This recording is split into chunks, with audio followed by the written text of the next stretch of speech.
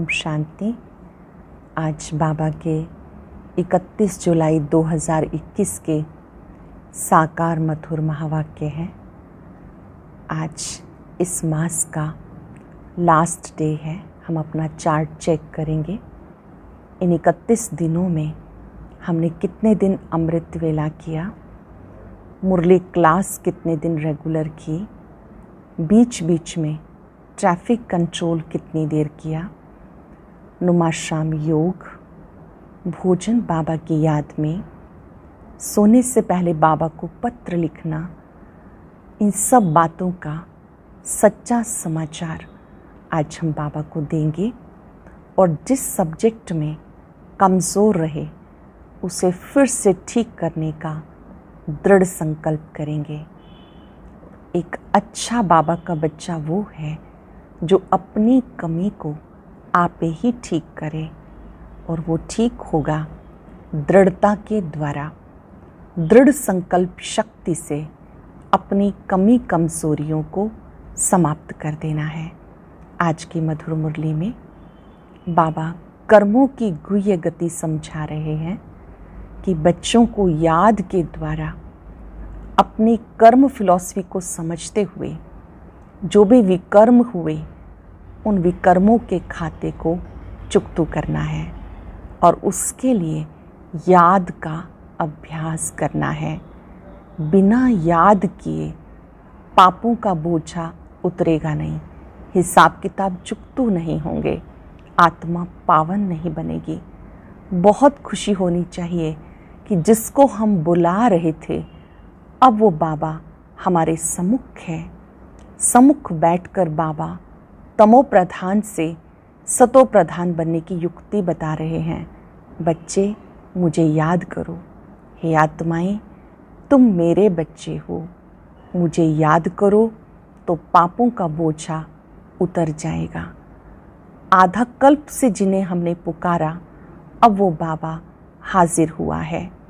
जो बच्चे याद करते हैं वो समझते हैं कि पतित पावन दुख हरता सुख करता एक बाप है। रावण दुख देने वाला है, बाप एक सेकंड में स्वर्ग की बादशाही देते हैं। एक सेकंड में निश्चय के आधार से हम बच्चे स्वर्ग के मालिक बन जाते हैं। जो बच्चे बाप को याद करते हैं वो समझते हैं कि पतित पावन सुखदाता एक बाप है। जो कुछ भी हम देखते हैं विनाशी है। यहाँ रहते हुए ट्रस्टी बनकर रहना है। भले किसी के पास पदम करोड़ कितने मिल्स कारखाने हैं, समझते हैं कि ये सब मिट्टी में मिल जाना है। जो कुछ है उसे अमानत समझ के ट्रस्टी बनकर प्रयोग करना है, अर्थात मेरा कुछ भी नहीं, सब कुछ बाबा का दिया हुआ है। सूक्ष्म वतनवासी वहाँ पर जो दिखाते हैं, बाबा ने कहा वो देवी देवताएं हैं और आप बनते हो फरिश्ते। यहाँ जब आते हो बाबा मिलन के लिए तो याद की लगन में मगन हो जाना है। धुन लग जाए, मुझे बाबा को याद करना है। याद से ही आप फरिश्ते बन जाते हो। चलते फिरते अपने स्वधर्म में स्थित रहना है। जो शांत स्वधर्म में स्थित रहते हैं वही शांति की किरणें चारों ओर फैलाते हैं।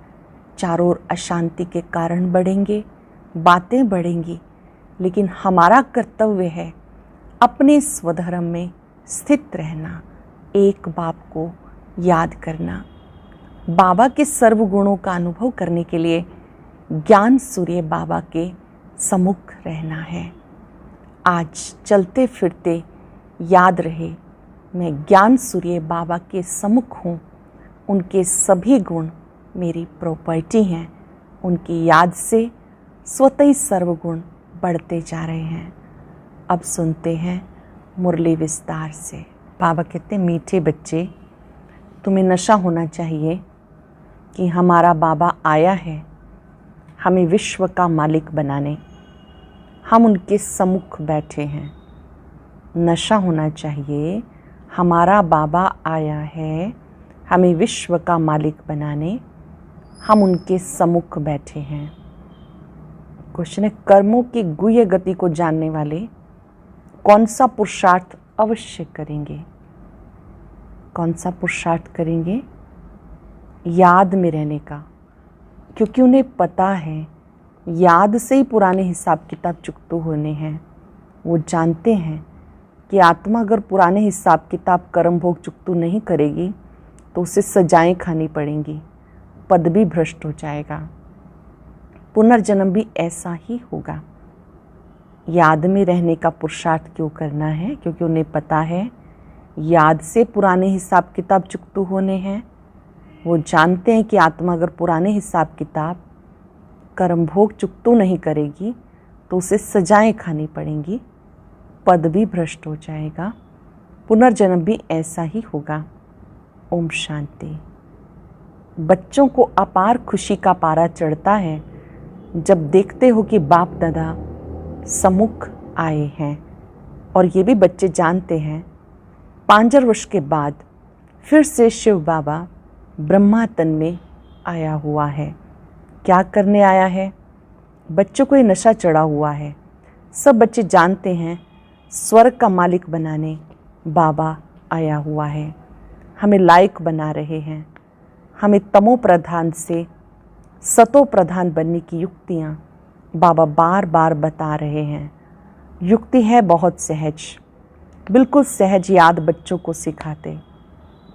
अज्ञान काल में बाप को बच्चा होता है तो समझते हैं हमारा वारिस पैदा हुआ। तुम जानते हो इस समय बाबा आकर हम बच्चों को अडॉप्ट करते हैं। यूँ तो तुम सब शिव बाबा के बच्चे हो, परंतु बाबा अपना कैसे बनाए जो हमें सुना सके और हम उनसे सुन सकें।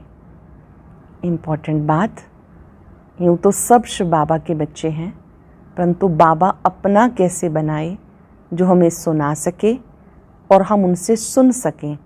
शिव बाबा इस ब्रह्मा तन से कहते हैं, मैं तुम्हारा बाप हूँ, तुम्हें स्वर्ग का मालिक बनाता हूँ। सिर्फ तुम्हारी आत्मा जो पतित है वो ना मुक्ति में ना जीवन मुक्ति धाम में जा सकती है।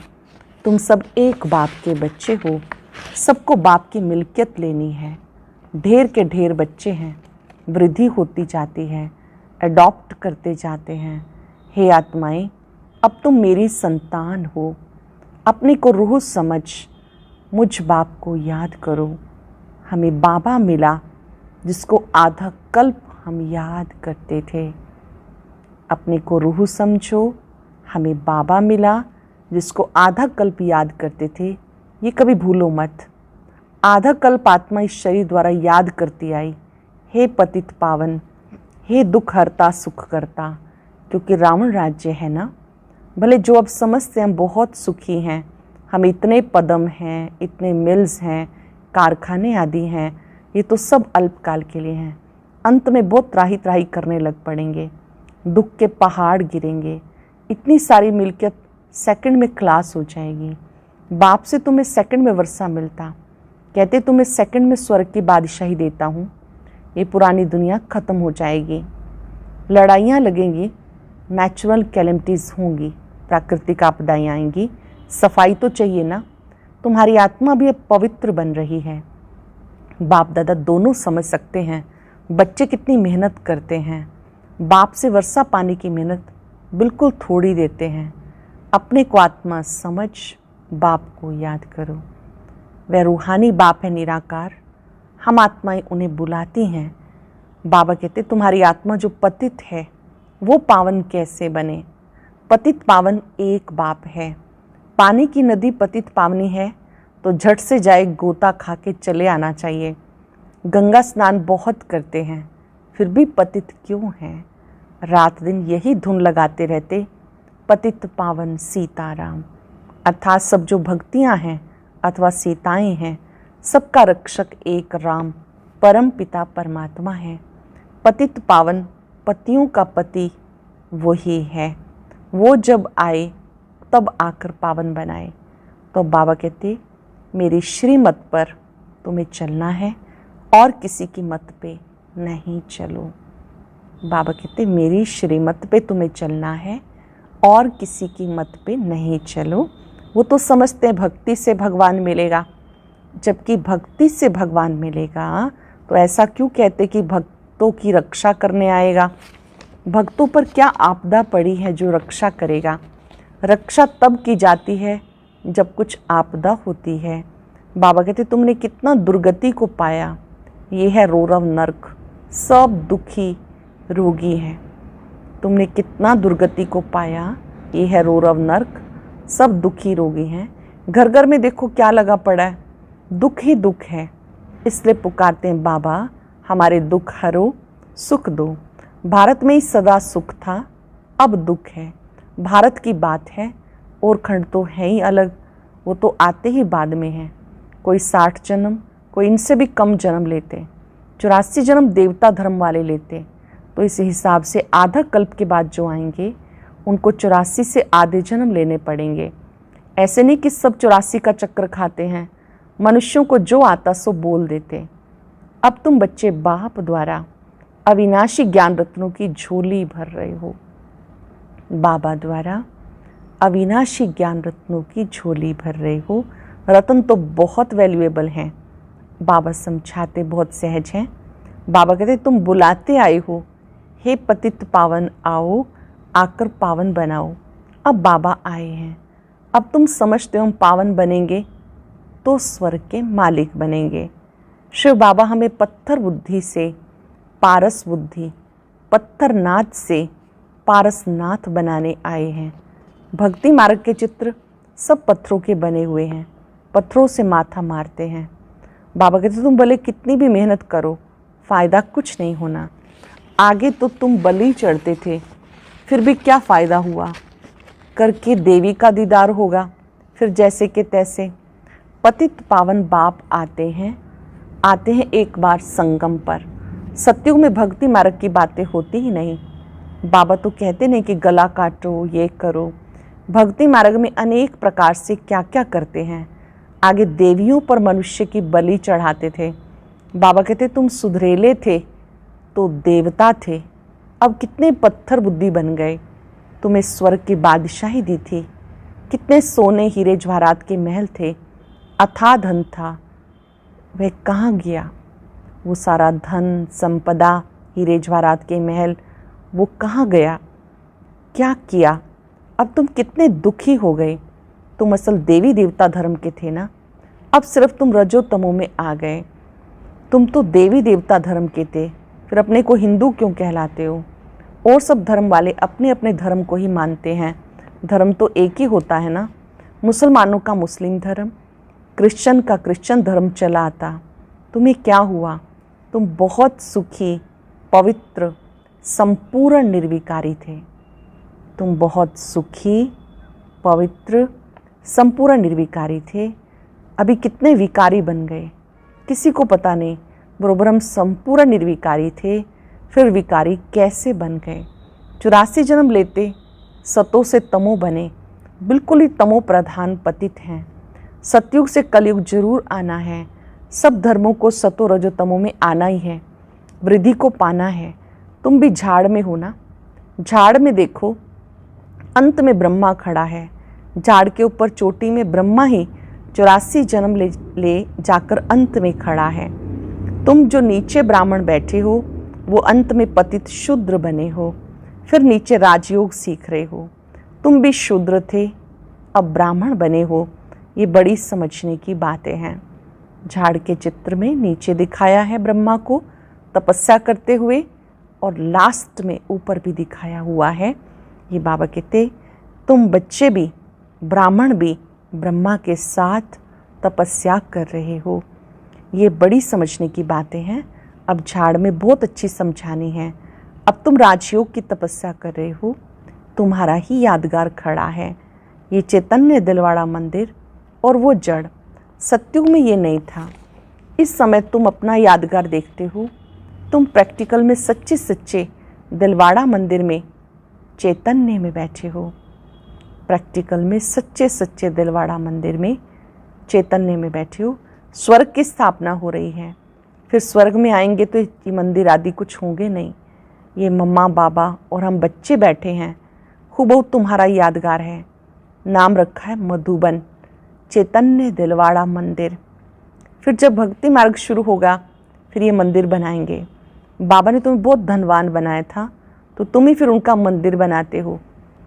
शिव का मंदिर एक नहीं बनाते, सब बनाते हैं यथा योग यथा शक्ति। तुम जानते हो पूज्य थे, फिर द्वापर में पुजारी बने। शिव बाबा जो इतना साहूकार बनाते हैं, भक्ति में फिर तुम ही उनका मंदिर बनाएंगे। इन बातों को अब तुम जानते हो तो अब पुरुषार्थ कर राजाओं का राजा बनना चाहिए। सतयुग में कहा जाता महाराजाएं, त्रेता में कहा जाता राजा। फिर दुनिया पतित बनती तो महाराजाएं भी पतित, राजाएं भी पतित होते। वह निर्विकारी महाराजाओं का मंदिर बनाकर पूजते। पहले पहले शिव का मंदिर बनाते, फिर देवताओं का मंदिर बनाते, खुद ही मंदिर बनाकर पूजते हैं। बाबा बैठ आत्माओं को समझाते। अब तुम आत्म अभिमानी बनते हो नंबरवार, आत्म अभिमानी बनते हो नंबरवार। कोई तो बिल्कुल बाप को याद करते नहीं, देही अभिमानी रहते ही नहीं। यहाँ कितना समझाया जाता, अरे तुम आत्मा हो, परमात्मा तुम्हें पढ़ाते हैं। आत्मा में ही संस्कार रहते, आत्मा ही बैरिस्टर आदि बनती है, आत्मा मजिस्ट्रेट बनती। कल क्या बनेंगे? अगर आत्मा बाप को अच्छी रीति याद करती रहेगी तो अमर लोक में जाकर जन्म लेगी। अच्छी रीति याद करती रहेगी तो अमर लोक में जाकर जन्म लेगी। मृत्यु लोक में फिर दूसरा जन्म नहीं लेंगे। अगर कुछ हिसाब किताब रहा हुआ होगा तो सजा खानी पड़ेगी। कर्म भोग भोग चुकतू करना होगा, फिर उच्च पद मिलेगा। कर्म भोग भोग कर चुकतू करना होगा, फिर उच्च पद मिलेगा। ये कर्मों की गुह्य गति बाबा बच्चों को बैठ समझाते। ये भी बच्चे जानते, सत्युग है सतो प्रधान, हर चीज़ वहाँ सतो प्रधान होती है। कहते हैं कृष्ण गऊ संभालते थे, राजाएं गऊ संभालते हैं क्या? ऐसी बात तो है नहीं। ये दिखाते हैं सत्युग में गऊएं बड़ी फर्स्ट क्लास होती हैं, उसको कामधेनु कहा जाता।